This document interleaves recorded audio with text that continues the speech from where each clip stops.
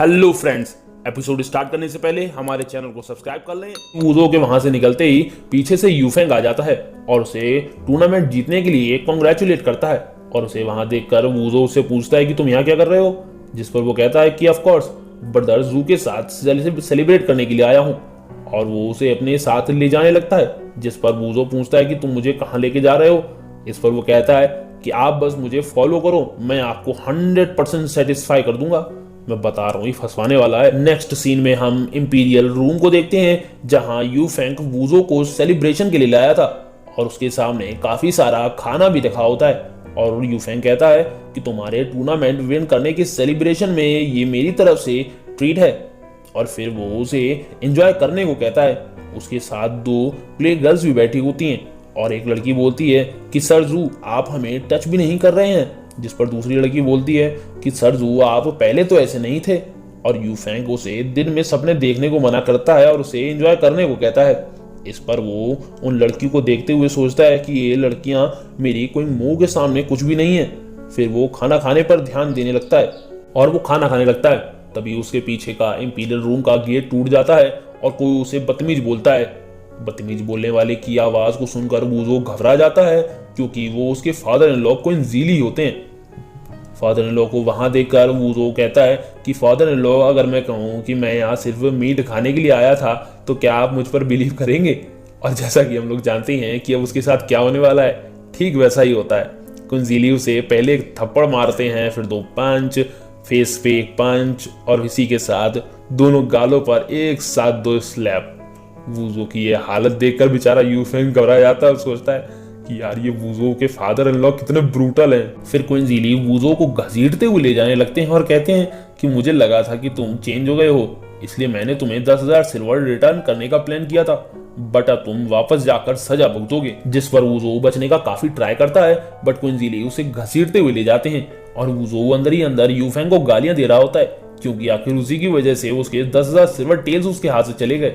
Next scene में हम queen family के वेयर हाउस को देखते हैं, जहां वूजो को पनिशमेंट के तौर पर बंद कर दिया गया था और वो दुखी हो रहा था, क्योंकि अब वो अपनी वाइफ को भी टच नहीं कर सकता है और कुछ किए बिना ही उसे कारावास दे दिया गया था, जिसके लिए भी वो कुछ नहीं कर सकता है और उसे इस पर बहुत गुस्सा आता है। फिर वो इन सब पर ध्यान न देकर अपनी पावर को इंक्रीज करने का डिसाइड करता है, क्योंकि इसके लिए अभी वो इम्पोर्टेंट था, और सोचता है कि मैंने जो 2000 सिल्वर टेल्स जीते थे वो ही रेल्म के पीक पर पहुंचने के लिए इनफ होंगे। और वो अपनी रीइंकार्नेशन बाउल को बाहर निकालते हुए कल्टीवेशन करने के लिए रेडी हो जाता है और वो कल्टीवेशन करने लगता है। फिर हमें कुछ देर बाद का सीन दिखाया जाता है और अब वूजो का कल्टीवेशन भी कंप्लीट हो गया था और अब वो 5th लेवल रेल्म के पीक पर पहुंच गया था, जिसकी वजह से अब उसकी पावर पहले भी से भी ज्यादा इंक्रीज हो गई थी। फिर वो जमीन पर लेट जाता है और उसके पेट से गुड़ुर गुड़ुर गुड़ुर गुड़ुर की आवाजें आने लगती हैं।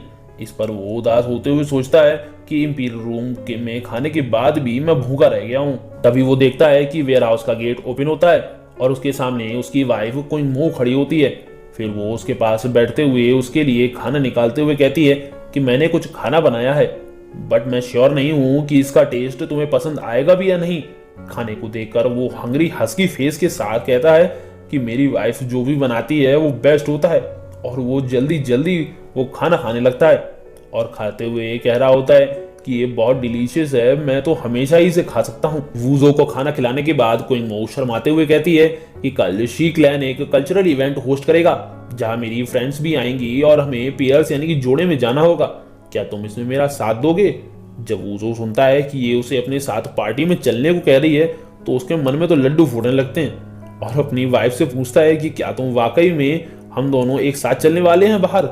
इस पर वो भी थोड़ा शर्माते हुए हाँ बोलती है। ये सुनकर तो वूजो एकदम स्टाइल में बोलने लगता है कि नो प्रॉब्लम, मेरी वाइफ की विश ही मेरा लाइफ का गोल है, मेरी स्ट्रेंथ अब और भी इंक्रीज हो गई है, मैं तुम्हें जरूर प्राउड फील कराऊंगा। ये सुनकर वो कहती है कि ये कोई फाइट टूर्नामेंट नहीं है, ये तो सिर्फ एक कल्चरल इवेंट है। इस पर वूजो चुप हो जाता है।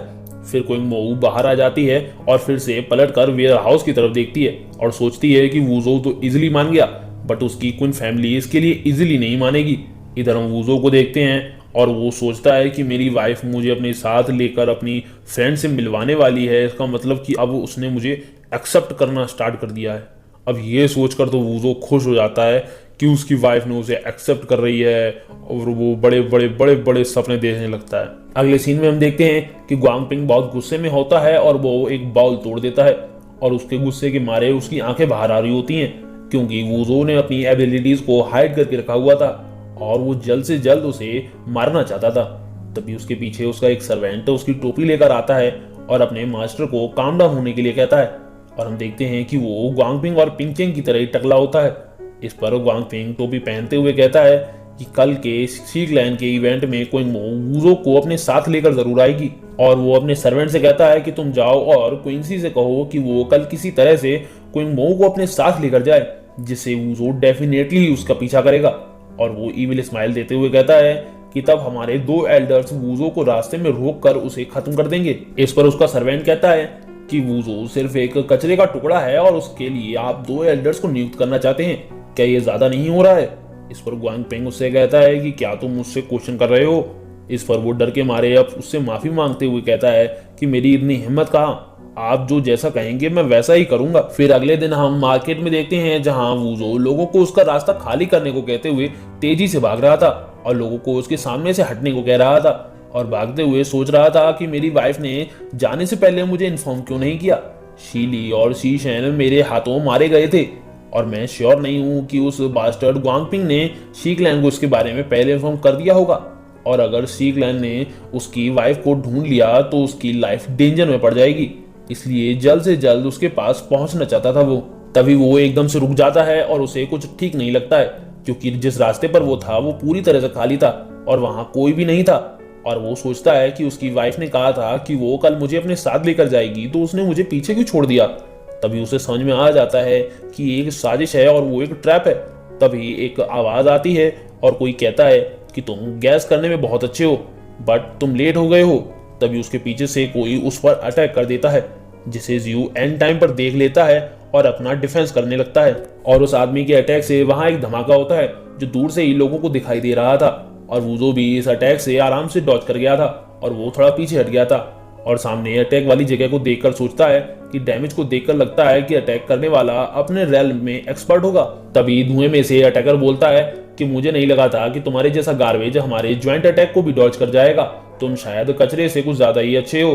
फिर हम उन अटैकर्स को देखते हैं जो कि टकले होते हैं और ये जी क्लैन के वही दोनों एल्डर्स होते हैं जिन्हें ग्वांग पिंग ने भेजा था और वो दोनों एक के ऊपर एक खड़े हुए थे और इनमें से एक का नाम जी ग्वांग कुन होता है तो वहीं दूसरे वाले का नाम जी ग्वांग नेंग होता है। और इसी के साथ हमारा आज का ये एपिसोड यहीं खत्म होता है। वीडियो पसंद आई हो तो लाइक शेयर और कमेंट करना ना भूलें। Thanks for watching.